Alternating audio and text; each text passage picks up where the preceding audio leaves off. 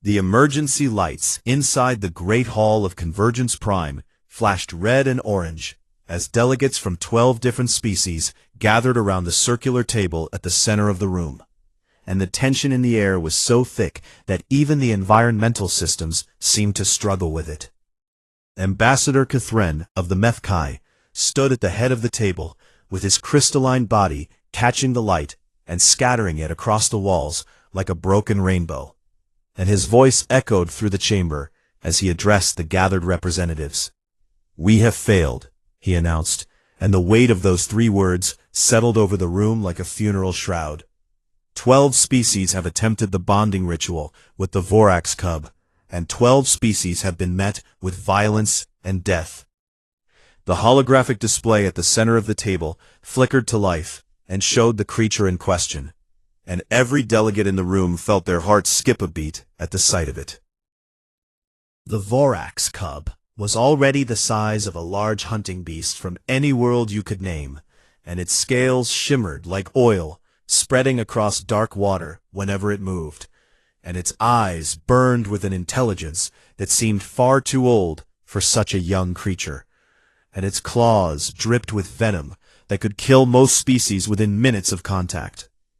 The Vorax were legendary throughout the galaxy, and they had been the enforcers of interstellar treaties for thousands of years, and without a bonded handler to guide them and keep them stable, a Vorax would grow feral and uncontrollable, and a feral Vorax was perhaps the most dangerous thing in the known universe.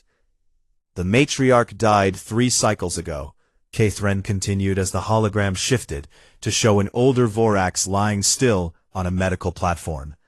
She left behind only this single cub, and if we cannot find a handler for it within the next lunar cycle, the cub will pass the point of no return and become permanently feral. General Thexnar of the Kyrek rose from his seat with his insectoid body clicking and chittering as he moved, and his compound eyes reflected dozens of images of the cub on the display. "My people sent our finest pheromone specialists," he said, with bitterness dripping from every word. "They approached the cub with the most sophisticated chemical communication techniques our species has ever developed, and the cub tore 3 of them apart before we could extract the survivors." The Sethrak fared no better, hissed Ambassador Voreth, as her reptilian scales rippled with barely contained anger. "We sent our greatest warriors to establish dominance through traditional displays, and 2 of them are dead, and 1 will never walk again." One by one the delegates shared their failures, and the story was always the same, no matter which species had made the attempt. The telepathic Methkai had tried to connect with the cub's mind directly, establish a psychic bond, and the cub had somehow sensed the intrusion and shattered the emissary's consciousness like glass hitting stone. The aquatic delphine had attempted to soothe the cub with harmonic frequencies that could calm even the most aggressive creatures on their homeworld. And the cub had responded by destroying every piece of equipment in its containment chamber. The avian Korath had tried to appeal to the cub's hunting instincts by offering it fresh prey, and the cub had ignored the offerings and instead attacked the handlers themselves. Every approach had failed, and every species had lost good people in the attempts, and now the council was running out of options and running out of time. In the corner of the great hall sat a human woman who had been watching the proceedings with quiet attention, and her name was Ambassador Lyra Voss, and she represented the youngest species to join the galactic community. Humanity had only been part of the galactic civilization for 30 years, and in the eyes of most species, they were still considered primitive newcomers who had barely figured out how to travel between stars. And they were soft and clawless and unarmored and seemingly defenseless against the dangers of the universe. Lyra raised her hand, and the delegates turned to look at her with expressions ranging from curiosity to barely concealed contempt. "The council recognizes the human representative," Cathren said, with a tone that suggested he was merely being polite rather than expecting anything useful. "I would like to formally request that humanity be given the opportunity to attempt the bonding," Lyra said, and her voice was calm and steady, despite the skeptical looks being directed at her from every corner of the room. The silence that followed her words lasted only a moment, before it was broken by what could only be described as laughter. And it came from multiple species in multiple forms, ranging from clicking mandibles to rumbling growls to high-pitched whistles. "With respect, Ambassador Voss," General Thexnar said, as his compound eyes seemed to sparkle with amusement, "your species is perhaps the least suited to this task of any in the galaxy, and you have no natural weapons, no armored hides, no psychic abilities, and no pheromone glands. What could humans possibly offer that the greatest species in the galaxy have not already tried?" Ambassador Voreth added, with a dismissive flick of her tail. Lyra stood her ground and met their gazes without flinching, and she had learned long ago that humanity's apparent weaknesses were often their greatest strengths in the eyes of those who understood them. "Perhaps that is exactly why we might succeed," she replied. "Every species that has attempted the bonding has approached the cub as a predator approaching prey, and even when you tried to be gentle or peaceful, you carried the instincts of hunters and warriors, and the cub sensed that Cathren tilted his crystalline head with a gesture that indicated curiosity despite his skepticism. "And humans are different?" he asked. "Humans are very different," Lyra confirmed. "We spent thousands of years on our homeworld, learning how to live alongside creatures that could kill us, and we turned wolves into companions, and wildcats into family members. And we did not do this through strength or dominance or psychological manipulation." She paused and looked around the room at the assembled delegates. "We did it through patience and kindness, and a willingness to understand what those creatures actually needed, rather than what we assumed they needed." The council murmured among themselves, and Lyra could tell that most of them still thought this was a waste of time. But desperation had a way of making even the most skeptical beings willing to try something new. "Very well," Cathren finally said, "humanity will be given the opportunity to attempt the bonding, but understand that we expect nothing, and that if your representative fails, we will not mourn another species lost to this cause." Lyra nodded and immediately turned away from the table to activate her communication device. And she had already decided exactly who she needed to call. "Get me Dr. Elena Vasquez," she said into the device. "Tell her I have a job for her that involves the most dangerous animal in the galaxy and about 10,000 years of human experience with making friends." On the display behind her, the Vorax cub paced in its containment chamber with its eyes burning, and its claws scraping against the floor. And it had no idea that its entire future was about to change because of a species it had never even heard of. The transport ship docked at Convergence Prime 3 days after Lyra made her call, and the gathered delegates watched through the observation windows as the airlock cycled open and revealed the human they had been waiting for. Dr. Elena Vasquez stepped onto the station with a single small bag hanging from her shoulder, and she looked around at the gleaming corridors and the alien architecture with the expression of someone who had seen many strange things in her life, and was simply adding this to the collection. She was small by almost any standard the galaxy could offer, and her dark hair was pulled back in a practical style, and her eyes were warm and curious behind a pair of simple corrective lenses that most species had stopped needing centuries ago. And she smiled at almost everyone she passed, as if she was genuinely happy to meet them. General Thexnar watched her approach through his compound eyes, and leaned toward Ambassador Voreth with his mandibles, clicking in what passed for a whisper among his kind. "This is their champion?" he asked with obvious disbelief coloring his voice. "This soft little creature is supposed to succeed where our greatest warriors and scientists have failed?" Voreth's tail twitched with amusement as she observed the human walking toward them. "Perhaps the humans have simply sent someone they can afford to lose," she hissed back. Lyra Voss met Elena at the end of the corridor and embraced her briefly before stepping back to look at her old friend with concern in her eyes. "Thank you for coming so quickly," Lyra said. "I know this is asking a lot." Elena shrugged with an easy smile and adjusted the strap of her bag on her shoulder. "You said there was an animal that needed help, and that everyone else had given up on it," she replied. "That is basically my entire career in one sentence, so how could I possibly say no?" Lyra led Elena to a briefing room, where the part ends. Council had assembled recordings and reports from every failed bonding attempt, and Elena sat down and began reviewing the footage with intense concentration, while the alien delegates watched and waited for her reaction. She watched the Methkai emissary approach the cub with his crystalline hands extended and his mind reaching out to make contact, and she saw the exact moment when the cub sensed the psychic intrusion and responded with devastating force. She watched the Chirek handlers enter the containment chamber while releasing carefully calibrated pheromones designed to trigger submission and calm, and she saw how the cub ignored the chemical signals entirely and attacked with ruthless precision.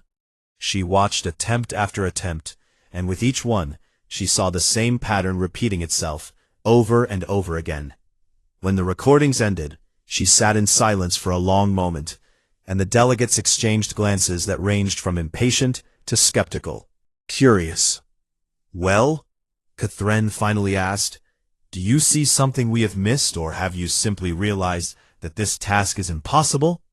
Elena looked up at the crystalline ambassador with an expression that was neither afraid nor arrogant, but simply thoughtful. "I see the problem very clearly," she said. "Every single species that attempted the bonding made the same fundamental mistake, and they all approached the cub as if it was a threat to be managed rather than a child that was afraid and alone." The delegates stirred with reactions ranging from offense to confusion, and General Fexnar rose from his seat with his compound eyes flashing. "The Voraks are apex predators," he said with his mandibles clicking sharply. "They are not children to be coddled, and treating them as anything less than the ultimate hunters they are is an insult to their nature."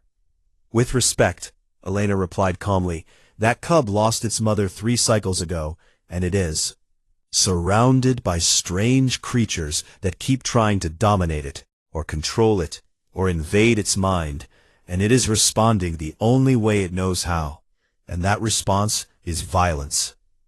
She stood and walked to the holographic display that showed the cub pacing in its containment chamber. "Look at its body language," she said while pointing to the image.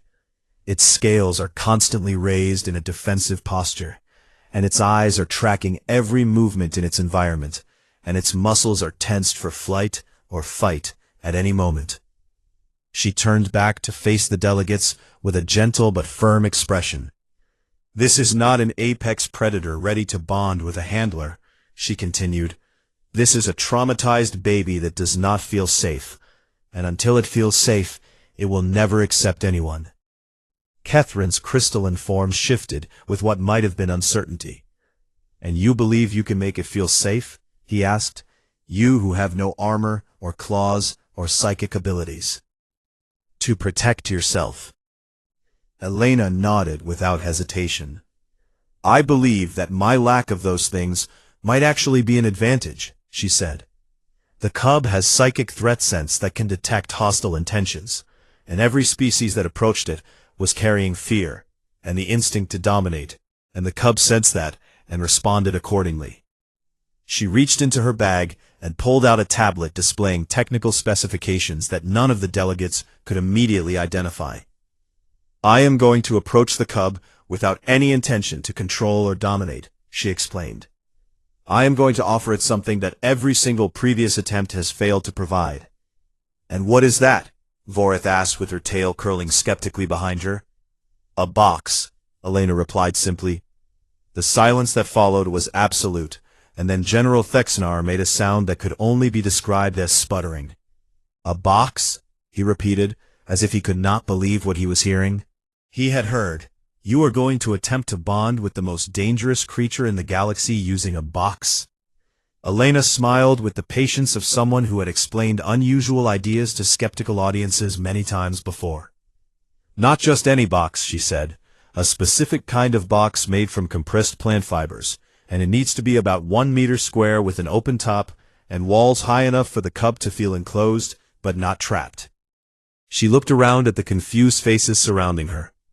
I need you to help me build it, because this station does not seem to have anything like what I need, and then I need you to let me enter the containment chamber alone and unarmed. The protests that erupted from the delegates were immediate and loud, and they ranged from concerns about safety to accusations of insanity to demands for a real plan instead of whatever this was supposed to be. But Lyra Voss stepped forward and raised her hand for silence.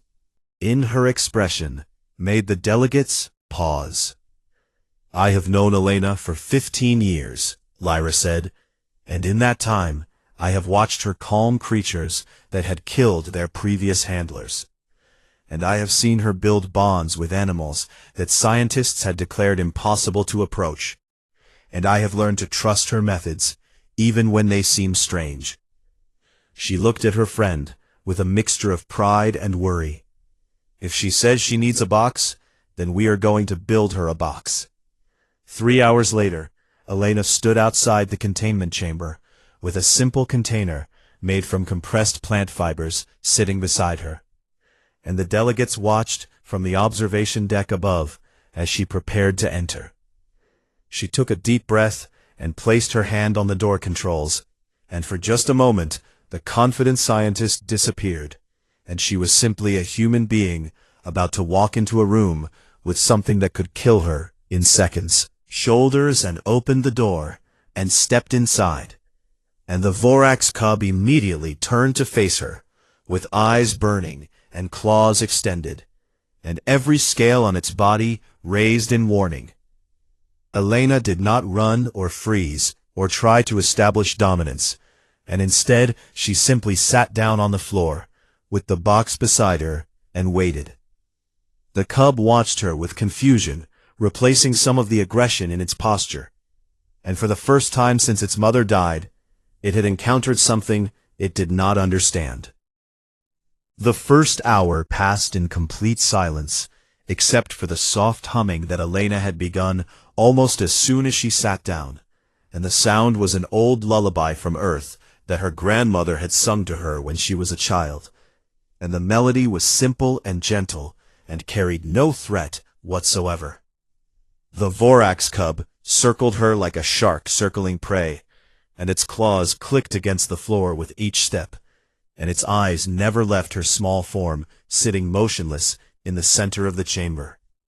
Above in the observation deck, the delegates watched with a mixture of fascination and horror, and several of them had already begun preparing emergency extraction protocols because they were certain that the human would be dead within minutes. "What is she doing?" General Thexnar demanded as his compound eyes tracked every movement in the chamber below. "She is just sitting there, humming like a fool, while that creature decides how to kill her." Crystalline body reflected the light from the observation screens, as he watched with an intensity that suggested he was genuinely curious about what would happen next. "The cub has not attacked yet," he observed. "In every previous attempt, the violence began within the first few minutes. And yet here we are, watching the human simply exist in the same space as the creature." "Perhaps it is confused," Vorax suggested with her tail twitching nervously. "Perhaps it does not know what to make of something so obviously harmless." Lyra Voss stood apart from the other delegates, with her hands clasped tightly behind her back, and she watched her friend sitting in that chamber with a creature that could end her life in an instant. And she had never been more proud or more terrified in her entire diplomatic career. Inside the chamber, Elena continued her humming while keeping her body language completely open and non-threatening. And she was indeed terrified because she was a xenobiologist and not a fool. And she understood exactly how dangerous the creature circling her truly was. But she also understood something that the other species had missed, and that understanding kept her rooted to her spot on the floor. The cub's psychic threat sense was constantly probing her mind, and it was searching for the fear and aggression and desire for dominance that it had found in every other being that had entered this chamber, and it was finding something very different. Elena was afraid, and the cub could sense that clearly, but beneath the fear was something else entirely. There was curiosity and warmth and genuine concern for the creature that was threatening her, and there was absolutely no desire to control or dominate or subdue, and there was only a simple wish to help. The cub had never encountered anything like this before, and its circling became slower as confusion began to override its defensive instincts. Passed, and Elena shifted slightly to relieve the pressure on her legs, and the movement caused the cub to freeze and raise its scales in warning. But Elena simply continued humming, and the cub eventually resumed its pacing. By the end of the second hour, the cub had stopped circling entirely, and was instead sitting about 3 meters away from Elena, while watching her with those burning, intelligent eyes. And its scales had lowered slightly, and its claws had retracted just a fraction.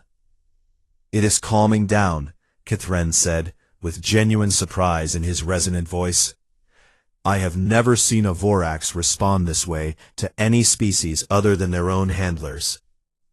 Elena had noticed the change as well, and she decided that it was time to introduce the next element of her plan. She slowly reached out and pushed the box toward the center of the space between herself and the cub, and then she withdrew her hand and returned to her previous position and continued humming. Cub watched the box with suspicion, and its scales raised again as it tried to determine whether this strange object was a threat. But the box just sat there, and it did not move or make sounds or emit any kind of energy that the cub's senses could detect. And it was simply an open container made from plant fibers that smelled vaguely of forests and earth. Curiosity eventually overcame caution, and the cub rose from its sitting position and began to approach the box with slow, careful steps.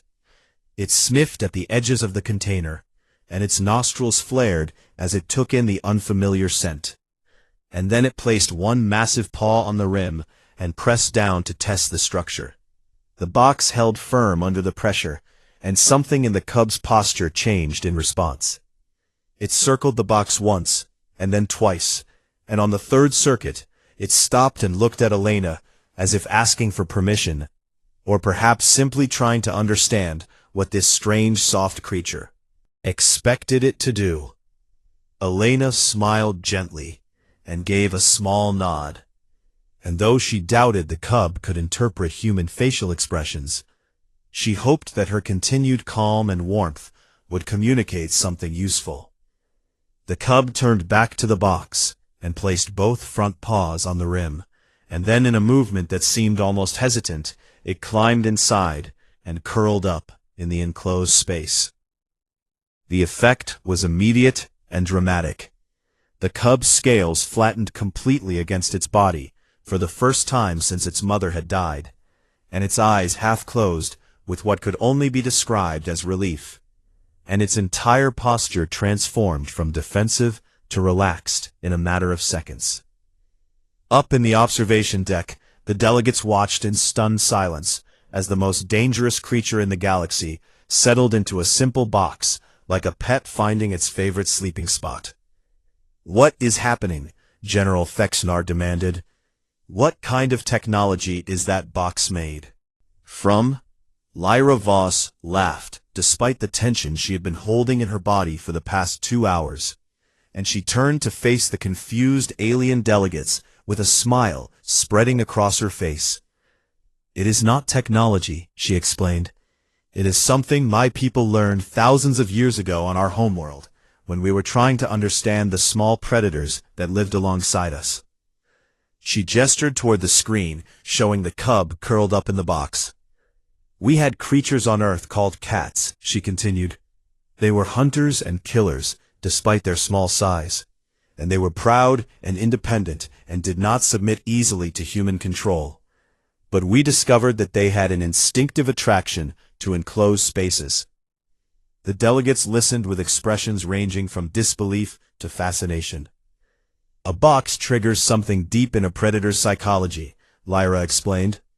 It provides a sense of security and safety, and it offers a defensible position from which to observe the environment, and it satisfies an ancient instinct to find a den or hiding spot. You are telling us, Catherine said slowly, that the key to calming the apex predator of the galaxy was to offer it a box? Not just any box, Lyra replied. A box offered without any expectation or demand, and a box that came with no strings attached, and a box that simply said, "Here is a safe space for you," and nothing more. Inside the chamber, Elena very slowly extended her hand toward the box where the cub lay curled, and she moved with patience and care, and made certain that every moment of her approach was visible and unthreatening. The cub watched her hand come closer, and its scales rippled once with uncertainty, but it did not raise them in warning, and it did not extend its claws. Elena's fingers made contact with the edge of the box first, and she let them rest there for a long moment, before moving them toward the cub itself. Finally touched the smooth scales of the cub's head, something remarkable happened. The cub began to purr. The sound was deep and resonant and powerful enough to shake the floor beneath them, and it was a sound that no being outside the Vorax species had heard in living memory. Elena smiled and continued stroking the cub's head, while tears of relief and joy began to form in her eyes, and in that moment, a bond began to form between a soft, defenseless human and the most dangerous creature in the known galaxy. And it had all started with a simple box.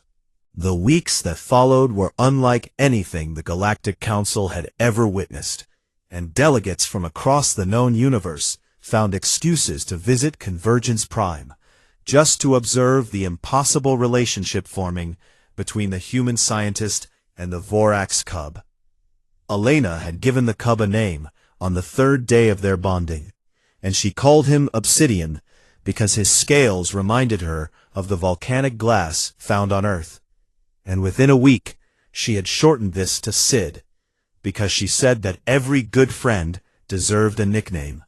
Sid, General Fexnar repeated, with his mandibles clicking in bewilderment as he watched the massive predator following Elena through the corridors of the station like an oversized shadow. She calls the apex enforcer of galactic treaties Sid. Ambassador Vorath's tail curled with a mixture of amusement and disbelief as she observed the pair passing by the observation window. "Yesterday, I saw her scratch behind his scales," she murmured under her breath, as the cub nuzzled into Elena's side. "And call him a good boy," she hissed. And the creature that killed 3 of our finest handlers responded by rolling onto his back and exposing his belly. The change in Sid had been gradual but undeniable, and each day brought new evidence that the bond between him and Elena was growing stronger and deeper than anyone had thought possible. Elena did not approach their relationship like a handler managing a dangerous asset, and instead she treated Sid like a companion and a friend whose needs and feelings mattered just as much as her own. She played with him, using simple toys that she constructed from materials found around the station, and she laughed when he pounced on crinkled balls of paper or batted at dangling strings with his massive venomous claws.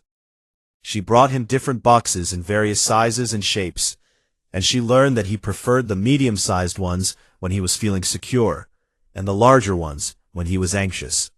And the smallest one was reserved for moments when he simply wanted to squeeze into a tight space and watch the world go by.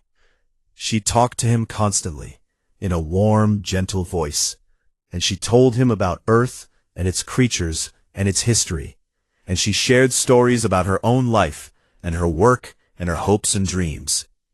And Sid listened with those burning, intelligent eyes, and his threat sense probed her mind constantly, and every single time it found the same thing: genuine affection without any desire for control, and real warmth without any hidden agenda, and a simple, uncomplicated love for a creature that most of the galaxy considered too dangerous to approach. The psychic bond between them formed slowly and naturally over the course of those weeks, and it was not forced or artificial or created through technology, and it grew from the foundation of trust that Elena had built one patient day at a time. The first sign that the bond had truly taken hold came during the 4th week, when Elena was walking through a crowded section of the station, and a Chirek delegate accidentally bumped into her from behind. Elena stumbled forward with a small cry of surprise, and before she could even regain her balance, Sid was there. He materialized from a side corridor with his scales raised, and his venom dripping from extended claws, and his eyes burned with protective fury as he positioned himself between Elena and the startled Chirek. The entire corridor froze, as every being present recognized that they were one wrong move away from witnessing terrible violence. But Elena simply placed her hand on Sid's neck and murmured softly, "It is okay, buddy. It was just an accident, and nobody is trying to hurt me." And Sid listened. His scales slowly flattened, and his claws retracted, and the burning fury in his eyes faded to a calm alertness as he accepted Elena's assessment of the situation. The Chirek delegate backed away with trembling legs. The crowd parted to let Elena and Sid continue on their way as if nothing had happened. That night, Ambassador Catherine called an emergency session of the council to discuss what they had witnessed. "The human has achieved what we believed impossible," he announced to the assembled delegates. "She has formed a genuine psychic bond with the Vorax cub, and she has done so without any technology, or manipulation, or force. We have been observing their interactions for weeks," added a Mefkai scientist who had been assigned to study the bonding process, "and the data is remarkable, because the cub responds to her emotional states as naturally as it would respond to a biological parent." "How?" General Fexnar demanded. "How has this soft, weak creature accomplished what our greatest warriors and psychics could not?" The Mefkai scientist brought up a holographic display showing brain scans and emotional readings taken from both Elena and Sid over the course of their time together. "The answer is both simple and profound," the scientist explained. "Every species that attempted the bonding approached the cub with complex emotional states, and even those who tried to project calm and peace were carrying underlying currents of fear and the instinct to dominate." The display showed the emotional readings from previous bonding attempts as chaotic webs of conflicting signals. "The human is different," the scientist continued. "Her emotional state when interacting with the cub is remarkably simple and consistent, and she feels genuine affection and curiosity and joy, and there is no underlying desire for control or dominance whatsoever." "She likes him," Lyra Voss said from her seat at the edge of the gathering. "She actually genuinely likes him, and she thinks his clumsy pounces are cute, and she finds his obsession with boxes amusing, and she enjoys spending time with him." She looked around at the assembled delegates with a knowing smile. "None of you approached the cub with anything resembling actual affection," she continued. "You approached it as a task to be completed, or a threat to be managed, or a weapon to be controlled, and the cub sensed all of that through its threat sense. The human approached it as a potential friend," she concluded, "and that made all the difference." In the weeks that followed, Elena and Sid became a common sight throughout the station, and the massive predator followed the small human everywhere she went, like the most dangerous bodyguard in the galaxy. Elena began teaching Sid commands and signals, but not through dominance or punishment, and instead she used the same techniques that humans had developed over thousands of years of working with animals on Earth. She rewarded behaviors she wanted to encourage with treats and praise and affection, and she redirected behaviors she wanted to discourage with patience and consistency, raised her voice, or made threatening gestures, or tried to establish herself as a superior being. Sid responded to these methods with remarkable intelligence, and he learned to recognize dozens of verbal commands and hand signals, and he began to anticipate Elena's needs and moods before she even expressed them. The delegates watched this process with growing amazement, and many of them began to reconsider everything they thought they knew about predators and bonding, and the relationship between different species. One evening, Ambassador Catherine approached Elena while she was sitting in a common area with Sid curled up beside her, and the crystalline being stood before her with something approaching humility in his posture. "I owe you an apology," he said. "When your species first proposed this attempt, I believed it would be a waste of time at best and a tragedy at worst, and I was wrong." Elena smiled and continued scratching Sid behind his scales. "We're not wrong to be skeptical," she replied. "From your perspective, humans must seem incredibly vulnerable and weak, and it would be logical to assume that we had nothing to offer in a situation like this. And yet you have succeeded where every powerful species failed," Catherine observed. "How does it feel to have done the impossible?" Elena looked down at Sid, who had begun to purr under her attention, and her expression softened with genuine warmth. "It does not feel impossible," she said. "It feels like making a friend. And humans have been doing that with dangerous animals for a very long time." Sid opened one eye and looked up at Elena, and then he nuzzled his massive head against her side in a gesture that was unmistakably affectionate. Catherine watched this display and felt something shift in his understanding of the universe. Perhaps power was not the only path to connection after all. The Great Hall of Convergence Prime had never been so crowded, and delegates from every corner of the known galaxy had traveled vast distances to witness what many were calling the most significant interspecies event in 1,000 years. The formal bonding ceremony was an ancient tradition among those who worked with the Vorax, and it served as official recognition that a handler and their companion had formed a connection deep enough to be permanent and unbreakable. No non-Vorax species had ever participated in such a ceremony before, and the fact that a human would be the first had sent shockwaves through the galactic community. Elena stood at the center of the hall, wearing simple clothing that she had insisted upon despite offers of elaborate ceremonial robes. And she had explained that Sid was comfortable with her as she normally appeared, and that changing her appearance might confuse him. Sid sat beside her, with his scales gleaming under the lights. His eyes scanned the crowd with calm alertness, and he had grown considerably over the past months, and now stood nearly 6 feet tall at the shoulder, with claws that could slice through starship hulls. But for all his terrifying appearance, he kept nudging Elena's hand with his massive head whenever she stopped petting him. And at one point during the opening speeches, he became distracted by a ceremonial ribbon that was fluttering in the air circulation, and batted at it with his paw like an oversized kitten. Elena had to hide her smile behind her hand, while the dignified delegates tried to maintain their composure. Ambassador Catherine stepped forward to address the assembly, and his crystalline body caught the light and scattered it across the hall in patterns that seemed almost celebratory. "We are gathered here to recognize a bond that defies everything we believed we understood about the Vorax and about the nature of connection between species," he announced. "Dr. Elena Vasquez of Earth has accomplished what 12 species could not, and she has done so through methods that many of us initially dismissed as naive or foolish." He turned to face Elena with a gesture of respect that he had never shown to a human before.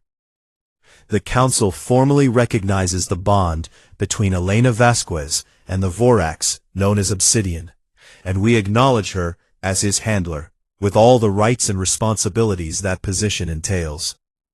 The hall erupted in a mixture of applause and various alien expressions of approval, and Elena felt tears forming in her eyes, despite her efforts to remain composed. When the formal portion of the ceremony concluded, the delegates began to approach Elena with questions, and she realized that they were not just curious about Sid, but about the methods she had used and the philosophy behind them. One of the Methkai elders stepped forward with obvious interest in his crystalline form. "If you would share your wisdom with us," he said, Many of us work with dangerous creatures in various capacities, and your approach seems to offer insights that could benefit the entire galaxy.